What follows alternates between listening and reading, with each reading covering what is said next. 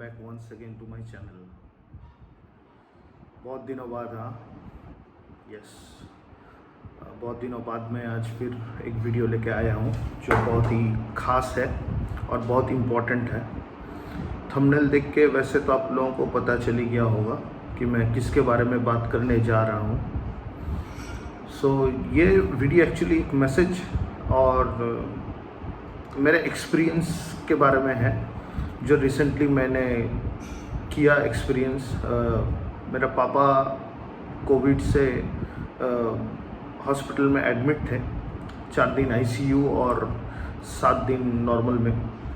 उसी के रिलेटेड मैं आप लोगों को मेरा ये जो जर्नी था 11-12 दिन का मैं आप लोगों के साथ शेयर करने जा रहा हूँ। देखते रहिए, बहुत कुछ इन्फॉर्मेशन, बहुत कुछ बताना भी है। वीडियो पूरा एंड तक देखिएगा। मेरे घर पे जो कोरोना का सिलसिला शुरू हुआ वो मेरे ही वजह से हुआ। I got affected on 7th अप्रैल। 7 अप्रैल को मैं अफेक्टेड हुआ। उसके बाद ग्रेजुअली मेरे घर के बाकी मेंबर्स भी अफेक्टेड हुए। जब तक मैं रिकवर कर रहा था वो फेज़ में फर्स्ट में मेरी बहन और मेरी मम्मी का रिपोर्ट पॉजिटिव आया, तो दोनों का ट्रीटमेंट चालू हो गया था घर में। उसके बाद पापा अफेक्टेड हुए। ये मैं बात कर रहा हूँ 21 अप्रैल का। उसके बाद उनका भी मेडिसिन चालू हुआ। अचानक मतलब ये कोविड जो सेकेंड जो स्टेंट आया है नया, ये इतना डेंजरस है। ये अभी डायरेक्ट हम लोगों के लंग्स को अफेक्ट कर रहा है जाके। डेट था 25 अप्रैल। मैं शाम का नाश्ता पापा को करवा रहे थे, तो तब मैंने ऑक्सीजन चेक किया तो उनका 94 के आसपास था। तो ठीक है, वो सो रहे थे, रेस्ट ले रहे थे। तो ठीक 9 बजे पापा को डिनर करने का टाइम मैं एक बार फिर चेक किया। मेरी दीदी चेक की, तब वो थोड़ा रिकवर कर गई थी। तो मेरी दीदी चेक की तो अचानक से वो आके बोली कि पापा का ऑक्सीजन 66-67 ऐसा जा रहा है। तो मुझे थोड़ा टेंशन हुआ। तब मैंने क्या किया, मेरे पास एक ऑक्सीजन का कैन था, जो कैन ऑक्सीजन मिलता है ना छोटा सा, वो था। तो मैंने बोला कि आप एक काम करो, आप ये वाला पहले उनको दो, तो मैं जल्दी से जाकर एक ऑक्सीजन का बंदोबस्त करता हूँ। तो थैंक्स टू गॉड मेरा उसमें प्रॉब्लम नहीं हुआ।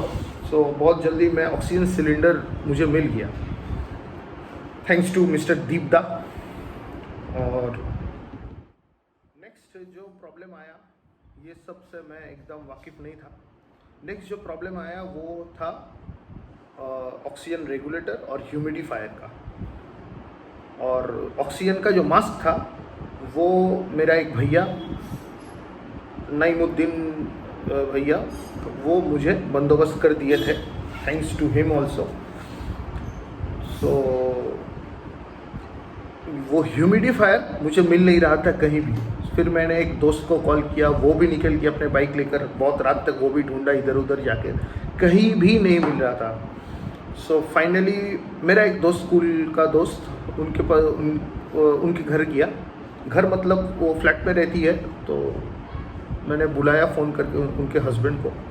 तो मैंने पूछा तो कहाँ मिलता है, तो वो लोग भी जुट गए मेरे हेल्प करने के लिए। फाइनली मुझे एक लीड मिला, तो मुझे वो ह्यूमिडिफायर भी मिल गया। एक रिलीव्ड मैं ह्यूमिडिफायर लेके सबसे पूछ के, दीपदा से पूछ के कैसे लगाना है नहीं लगाना है, वो सीख के मैं घर आके पापा को ऑक्सीजन दिया। तो तब जाके वो 77 धीरे धीरे ऊपर बढ़ने लगा। तो चलो ठीक है। वो रात मैं कभी नहीं भूलूँगा। मैं पूरा रात, मैं, मेरी वाइफ और मेरी दीदी जो है बहन, पूरा रात पापा के पास। मम्मी तब तक रिकवर उतना हुई नहीं थी, वो भी रेस्ट ले रही थी। तो पूरा रात उनके पास थे और उनका हेल्थ मॉनिटर कर रहे थे। तो वो रात किसी तरह गुजरा। नेक्स्ट डे मतलब ये हो गया 26 अप्रैल को, अभी तक बता रहा था मैं 25 का बात, अब हुआ 26 अप्रैल 2021। मैं सुबह सुबह पापा को, मैं तो सोया ही नहीं था, तो पापा को बोला चलिए आप मेरे साथ थोड़ा ताज़ी हवा खाने के लिए। मैं उनको थोड़ा मतलब मेरा हम लोगों का जो बैल्कनी है वहाँ पे बैठाए जाके, कोई था नहीं तो मैं ही था उनके पास। तो मैं एक वो उनका हिम्मत ही नहीं था कि उठ के जाए, तो मैं उनको पकड़ा और एक हाथ से मैं ऑक्सीजन का सिलेंडर और दूसरे हाथ से मैं उनको पकड़ा, उनको ले जाके मैंने बैल्कनी में बिठाया, तो गर्म चाय दिया, वो पिए।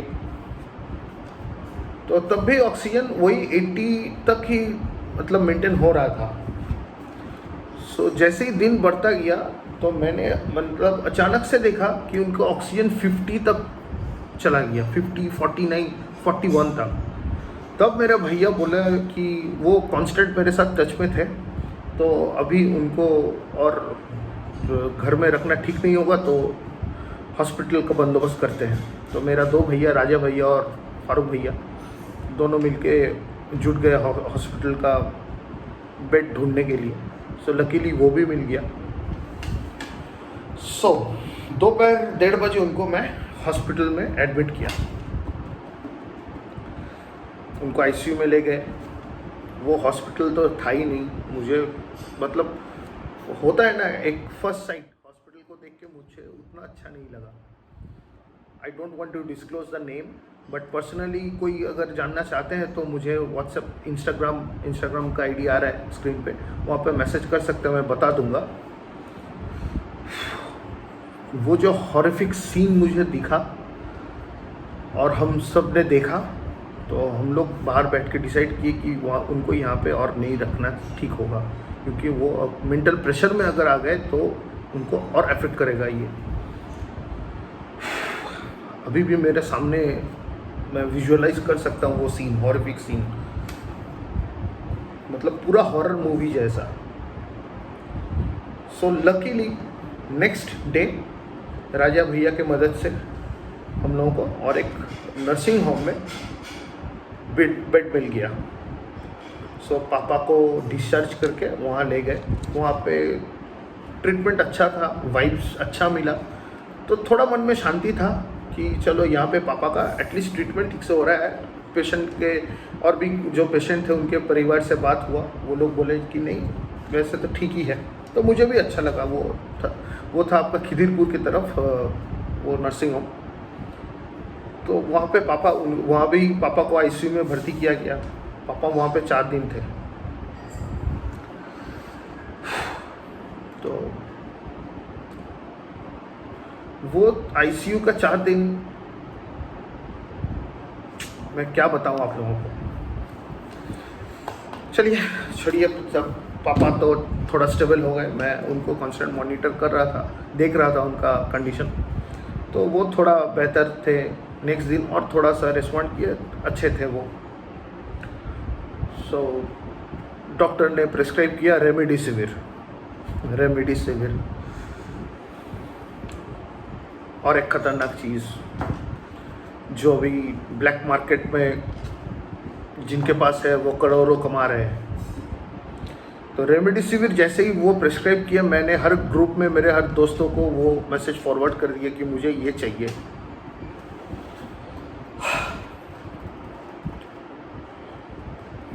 सब ने रिस्पॉन्ड किया, कई सारे फ़ोन नंबर, कई सारे लीड्स, बहुत सारे कॉन्टैक्ट्स मिला मुझे।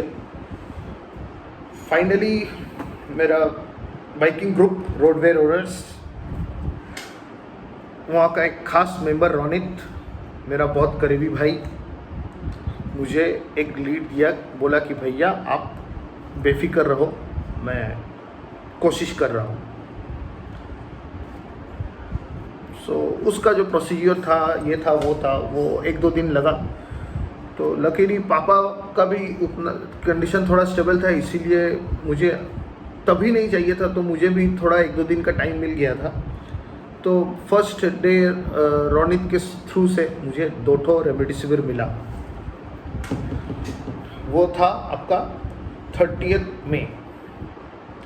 मई को मुझे 2 मिला। सो नेक्स्ट दिन था मे डे, छुट्टी जो था सैटरडे, और 2 मई जो था संडे।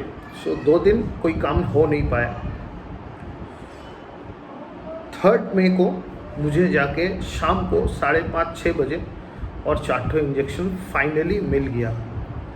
जैसे ही मुझे मिला ना, ऐसे लगा कि ऊपर वाले ने मेरे ऊपर, मतलब मेरे ऊपर से एक बोझ हल्का कर दी। मैं तुरंत भागा। और एक बात बता दूँ, रेमडेसिविर अगर डॉक्टर प्रिस्क्राइब कर रहे हैं तभी आप ले सकते हैं, बाहर से मिलना नामुमकिन है। आप अपने से उसको ले नहीं पाएंगे। पापा का रेमडेसिविर चालू हुआ 4 मई से।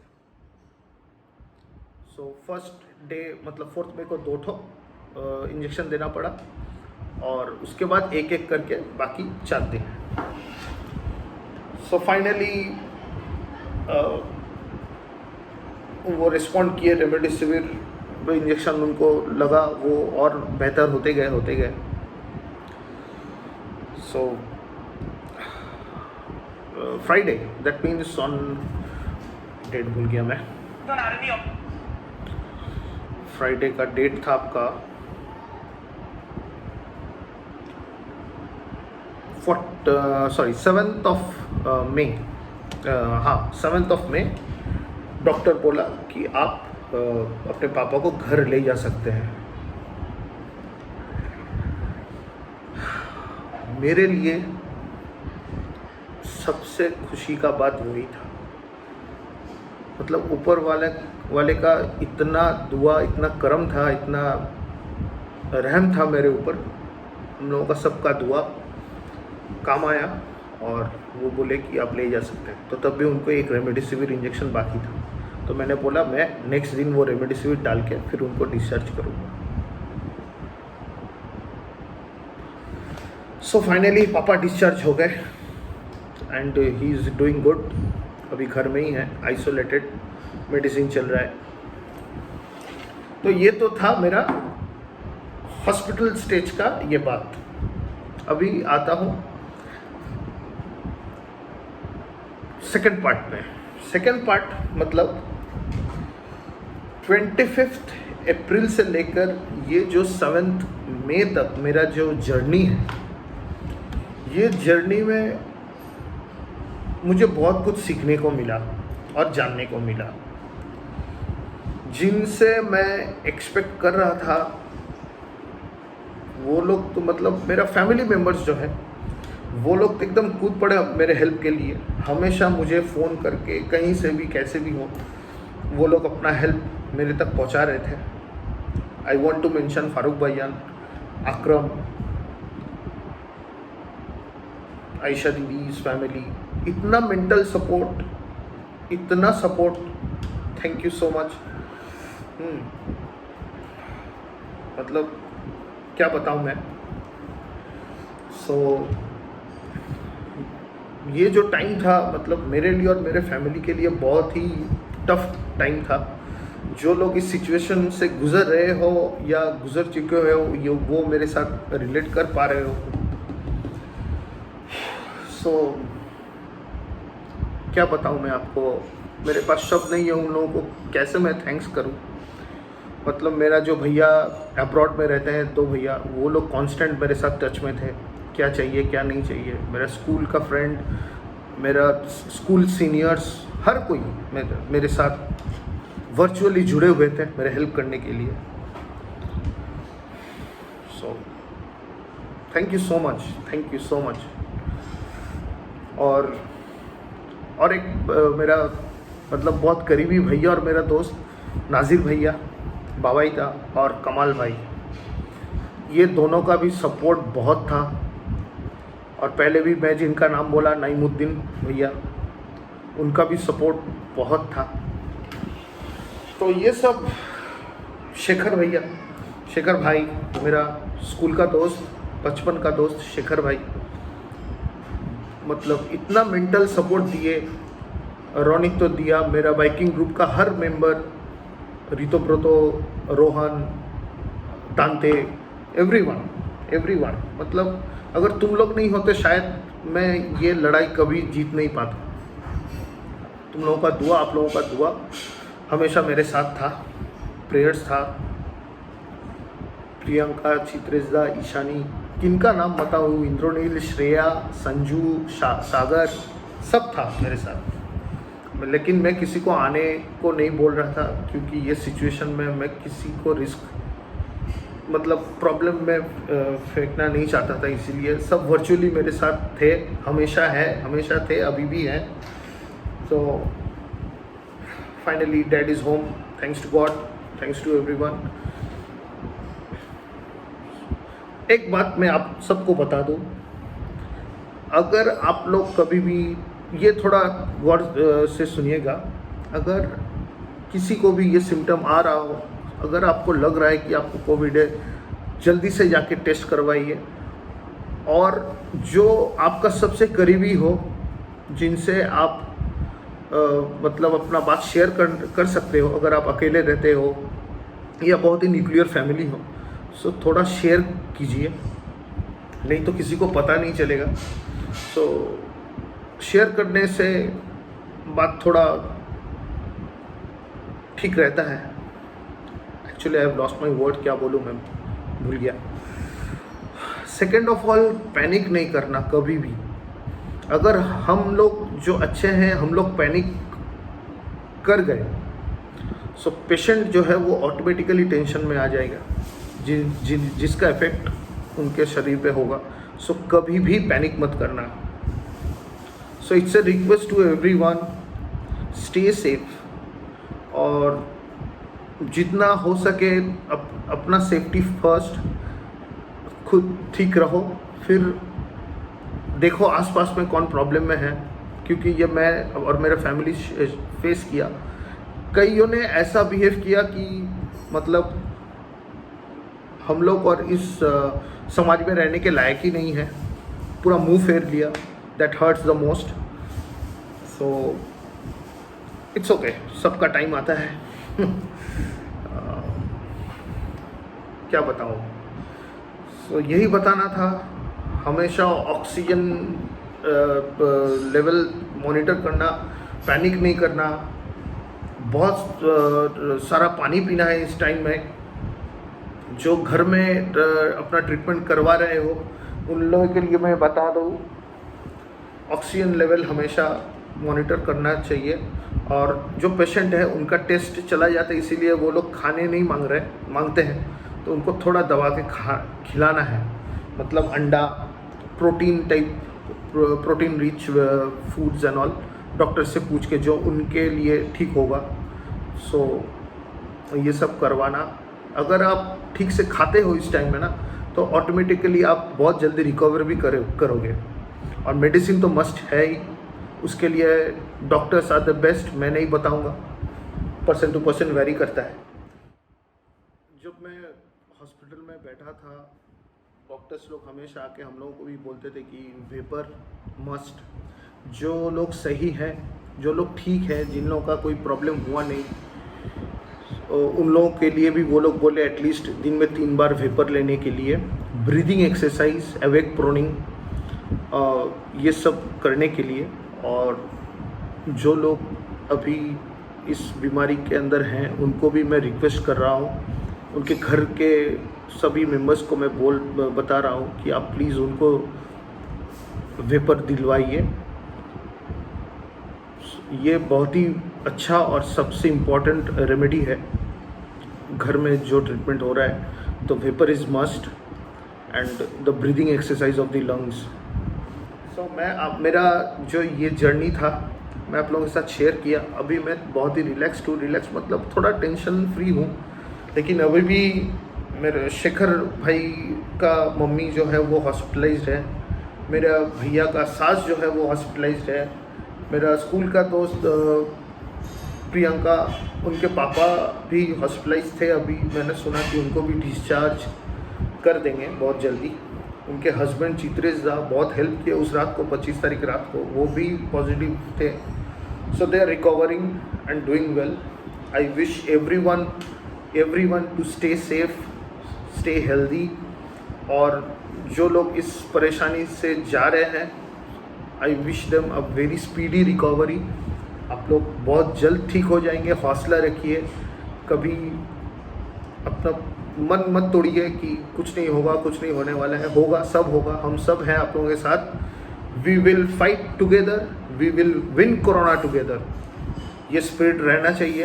एंड आसपास में हेल्प कीजिए और सेफ्टी प्रोटोकॉल्स मस्ट वो मेंटेन कीजिए. Thank you so much for watching. Thanks for loving, thanks for praying. Thank you so much. Keep supporting. अगर अभी तक आप सब्सक्राइब नहीं किए हो तो जल्दी से सब्सक्राइब कर दो मेरा channel. Till then, good bye, stay safe. We will win, we will win. हम होंगे कामयाब. Good bye for now.